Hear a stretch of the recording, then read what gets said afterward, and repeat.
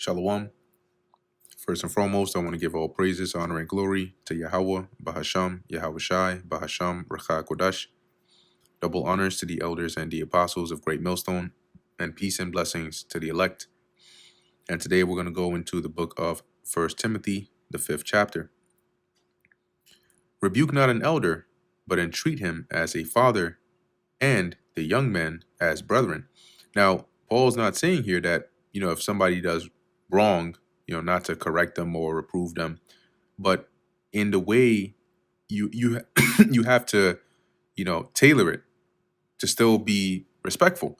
So rebuking not an elder meaning no, don't speak harshly to them, but there's a way in which you can go about it to bring it to their attention or to address a certain matter. So in the NLT, it says, never speak harshly to an older man, but appeal to him respectfully as you would to your own father. If your father did something wrong, you wouldn't just up and yell at him, right? Talk to younger men as you would to your own brothers. So Paul is showing Timothy the ways, because when you do this, you're respected. Okay, you're you're honorable. You're not leaving any room for reproach. Nobody can say really anything evil against you. The elder women as mothers, the younger as sisters. So esteem them, as mothers, as you would your mother, or the younger women as you would your sisters, with all purity.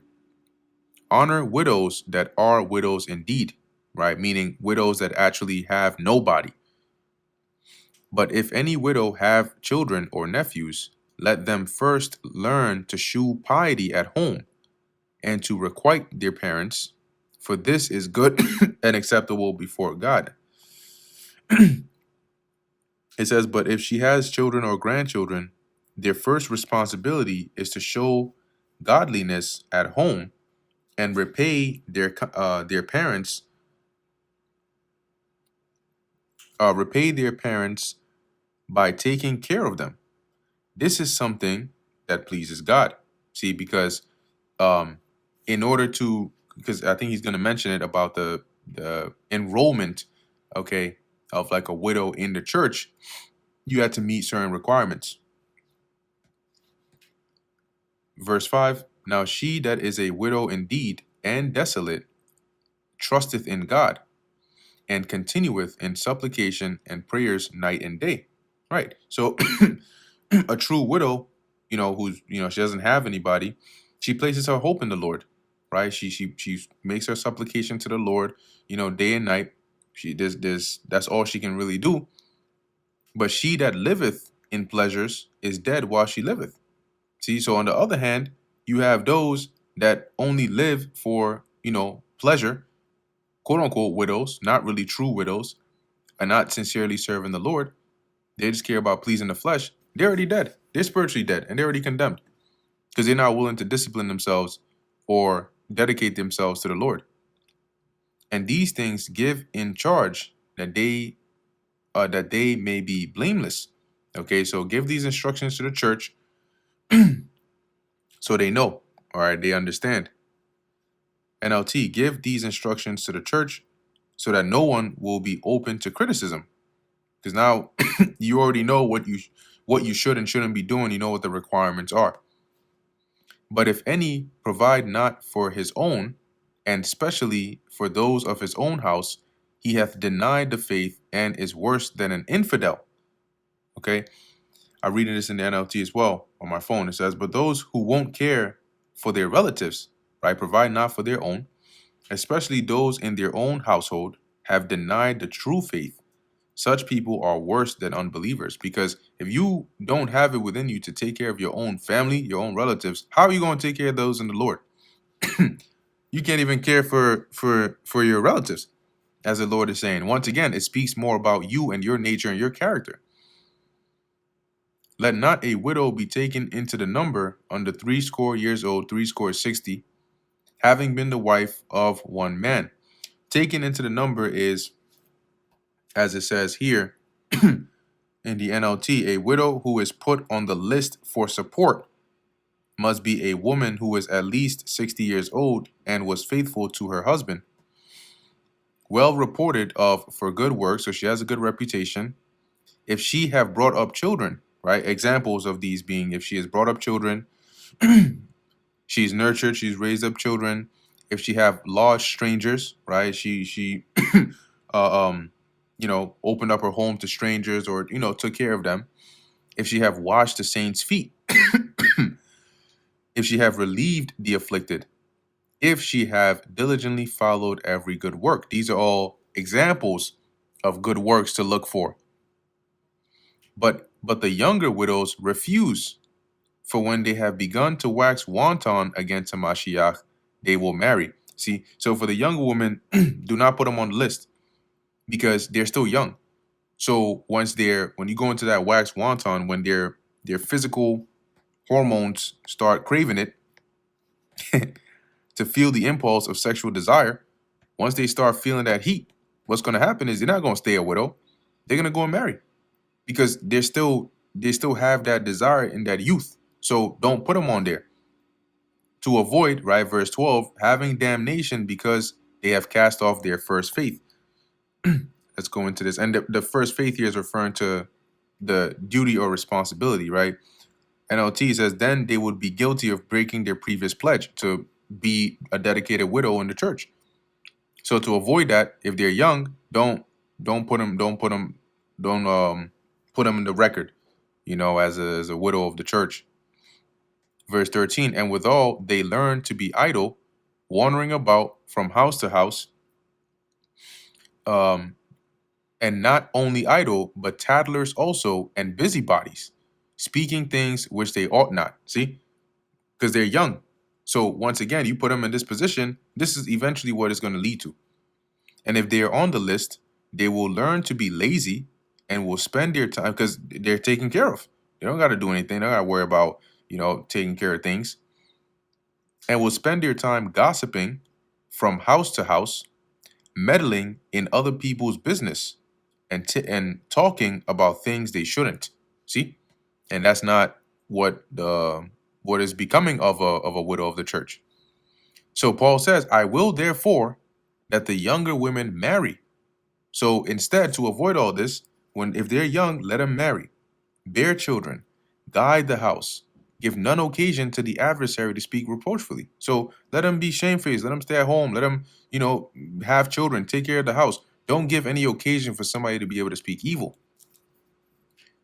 For some are already turned aside after Satan. So unfortunately, some of them, NLT says, for I am afraid that some of them have already gone astray and now follow Satan. What that means is they've given into their desires.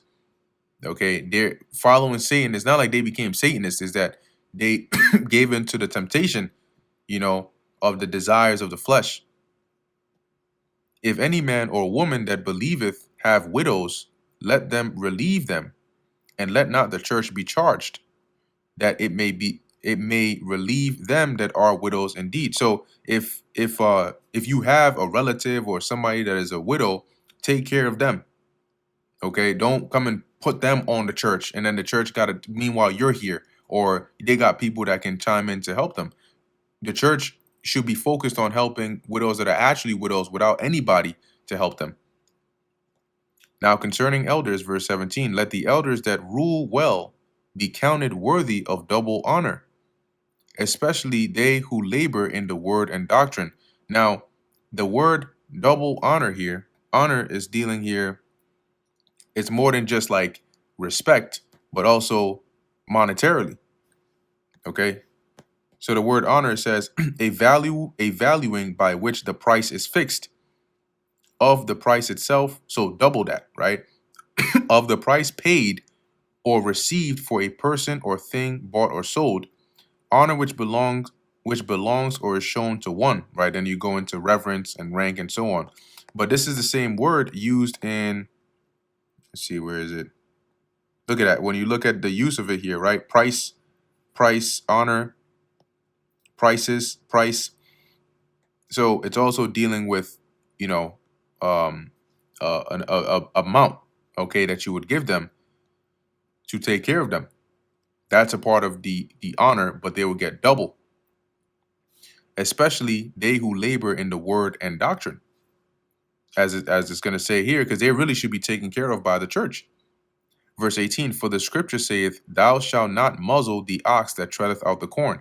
The ox treading out the corn on the threshing floor, you would have the oxen sometimes walk and tread with their hooves on the threshing floor to basically get the husk right off of the actual grain. And in the law, the scriptures say that you're not supposed to muzzle or shut the mouth of the ox, because as they're working and treading, they have the right to be able to eat, every so often eat of the grain that's on the ground. And the laborer is worthy of his reward. So the elders in here will be likened onto the ox, which have, as remember Paul said, they labor in the word and doctrine, and they're worthy of their hire to be taken care of the church. Against an elder receive not an accusation, but before 2 or 3 witnesses. So don't just take somebody's word against it. If somebody tries to bring an accusation against an elder to you, as he's telling Timothy here, don't just take their word for it. Do not listen, NLT, to an accusation against an elder unless it is confirmed by 2 or 3 witnesses. Them that sin rebuke before all, that others also may fear. But here in the top it said rebuke not an elder. So now you see why here in the beginning when it says rebuke not an elder, it's not it doesn't mean that they, if they do something wrong, it can't be addressed. What it means is how you go about doing it. Right. But here in verse 20, the Apostle Paul is telling him, look, certain matters have to be addressed, openly before the church, so people can see. If people need to be made an example out of, they have to, so that the rest can fear and stay in order. Keep the order in the church. I charge thee before God and the Lord Yahushua HaMashiach and the elect angels that thou observe these things without preferring one before another. Don't be partial, doing nothing by partiality. See? I solemnly command you in the presence of God and Yahushua, or Hamashiach Yahushua, and the highest angels to obey these instructions without taking sides or showing favoritism to anyone. See? Lay hands suddenly on no man. This isn't talking about like to beat somebody up, right? You think of laying hands on somebody, you think of like like harming them. Laying hands here refers to actually the opposite. Like, don't be quick to accept, as NLT says, never be in a hurry about appointing a church leader. Neither be partaker of other men's sins. Keep thyself pure, right? And do not share in the sins of others. Keep yourself pure. So don't even tolerate it. Okay, don't get involved in it. Handle it. Shut it down immediately. Drink no longer water, but use a little wine for thy stomach's sake and thine often infirmities. So it seems here that Timothy was prone to certain sicknesses, right? Often gets sick, as Paul is saying here, and he's saying, you gotta drink some wine for that, every so often. Yeah, NLT, don't drink only water. You ought to drink a little wine for the sake of your stomach, because you are sick too often. Verse 24, some men's sins are open beforehand, going before to judgment, and some men they follow after. All right, and here what he's saying is there are some people whose sins are, immediate. You can see it right away. Boom, call it out. And some it's revealed later. Likewise, also the good works of some are manifest beforehand, and they that are the otherwise cannot be hid. So likewise, you have some whose works immediately you see, and some eventually comes to light. NLT, in the same way, the good deeds of some people are obvious, and the good deeds done in secret will someday come to light. And that brings us to the end of the book of 1 Timothy, the 5th chapter. Lord willing, that was edifying to the elect. In closing, I want to give all praises, honor, and glory to Yahweh, Bahasham Yahushai, Bahasham, Bracha Kodash. Until next time, Shalom.